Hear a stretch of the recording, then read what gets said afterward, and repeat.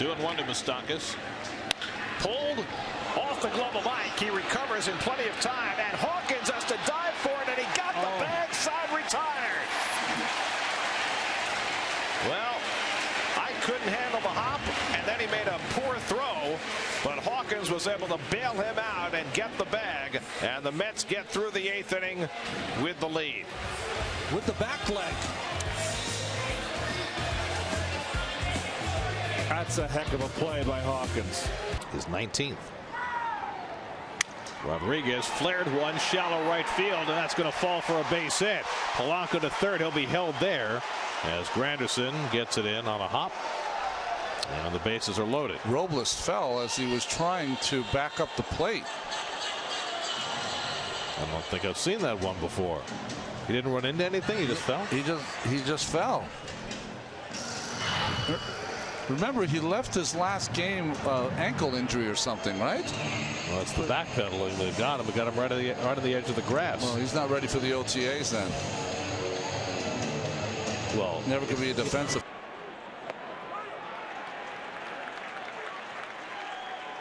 And this is not going to be good for David Ross.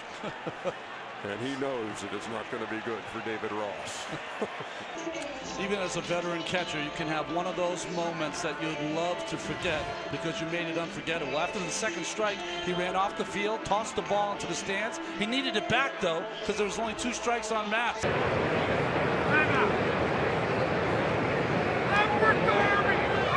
Now, Bob Davidson is hearing it from the Giants dugout.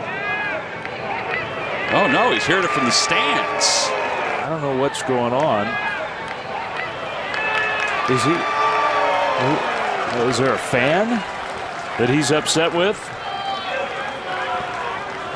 Did he just toss a fan out of the game? He is actually going to eject a fan. Now, when was the last time you saw that happen?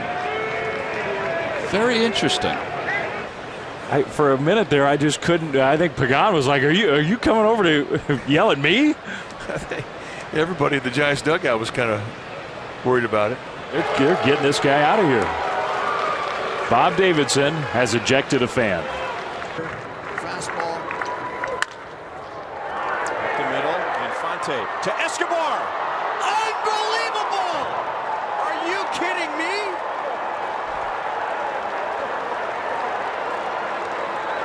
No way you just whipped that out in a 1-run game in the bottom of the 9th inning. Infante and Escobar have a nice chemistry going up the middle. And when you play together for so many games, this is what happens.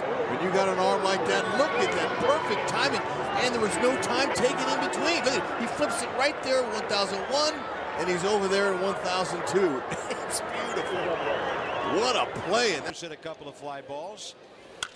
There's a fly ball, and it's now 7-0.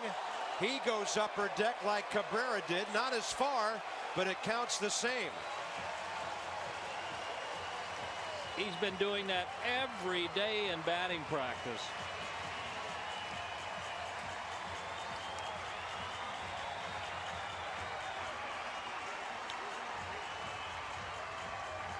Safe to say that Dan Uggla is back. Right down the middle, just above the belt. Most of the balls that have been hit hard in this series by the Marlins have been on the inner third of the plate. That's another one in the upper deck. Fan shouting, hit the ball, Souza. Oh, mercy. Put that one in for replays 4, 5, and 6. Oh. Now there you go, former position player, an infielder. Already saw his agility and heads up, being over at first base on the double play. I'll tell you what, this is not to the glove side, folks. Cabrera, who has one of the Mets' 3 hits tonight, a double back in the first, and that goes behind him, and Cabrera stares out at Ramos. Not at all happy with that. Cameron Rupp, a very big man, tries to soothe Cabrera. Nobody exits either dugout. But that certainly got everybody's attention, and now Alan Porter is warning both dugouts. Runner going, broken bat grounder. Zimmerman can't cut it. Desmond in a race, and he'll tag out Dan Uggla, who saw the shortstop and third baseman vacate and thought he could get to third. How heads up was that from Ian Desmond?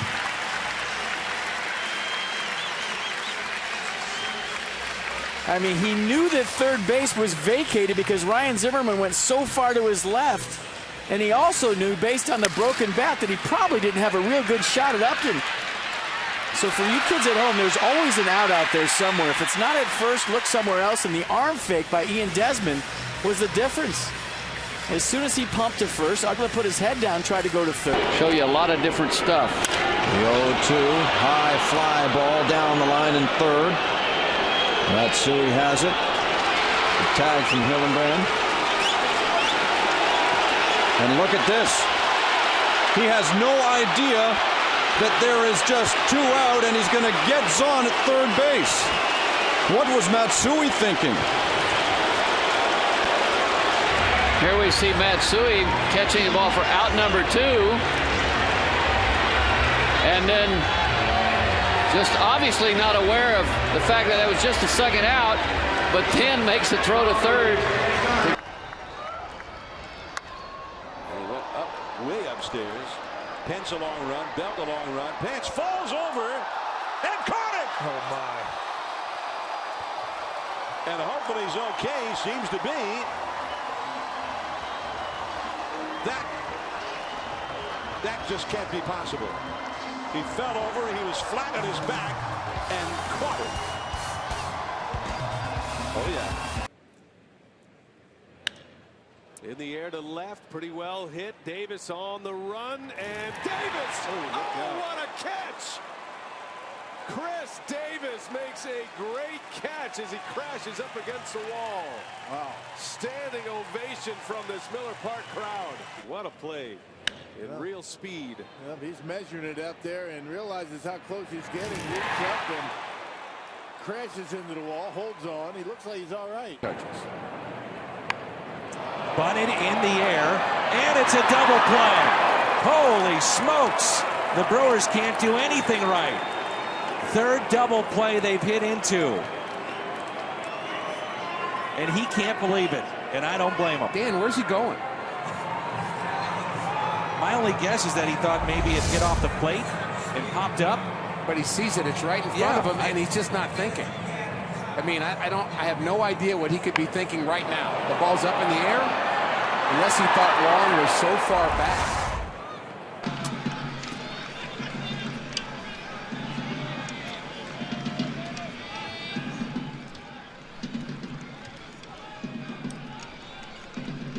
You know, that follow through from Reddick is able to hit Carlos. See there as he's trying to get himself ready. I like it. Flare to left. Florimon with a sensational catch. What a great catch by Pedro Florimon. Well, this is what it's all about, is making the plays you're supposed to make, and every once in a while make a real good one. That's 2.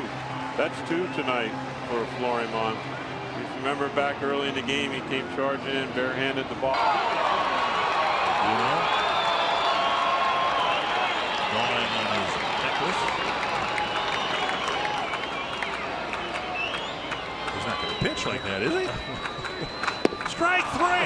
I've never seen anybody do that before in my life. That is a new look for me. Samuel Dunduno chewing on his bracelet and striking out his second straight batter. You know, that is the definition of blowing your neck, isn't it? I'm gonna get these guys. With another big curveball. Hard biting curveball. Shuck had no chance. Literally a biting curveball. Hot comment. Yeah, I want to read the billboards as long as it's one line.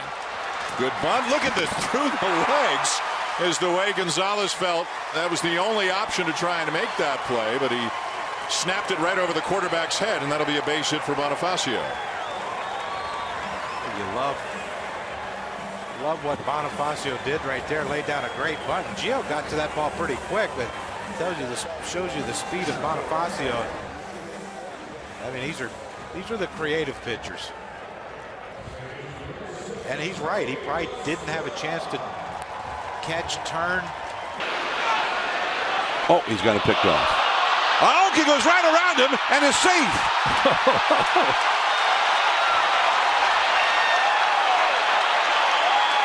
That was awesome. Aoki is hung out to dry, and all of a sudden, whoop! Smooth maneuver, George Vancouver. Yeah, how well they've done in the other series. And that kicks away. Soto now flips it underhanded, and now Schaefer will score, and nobody's at home plate. Schaefer started down the line. That forced Soto to scramble, and then he flipped the ball over the head of the pitcher covering. The problem is Schaefer had stopped and retreated to third. Well, that's another slider that gets away from Soto up that first baseline.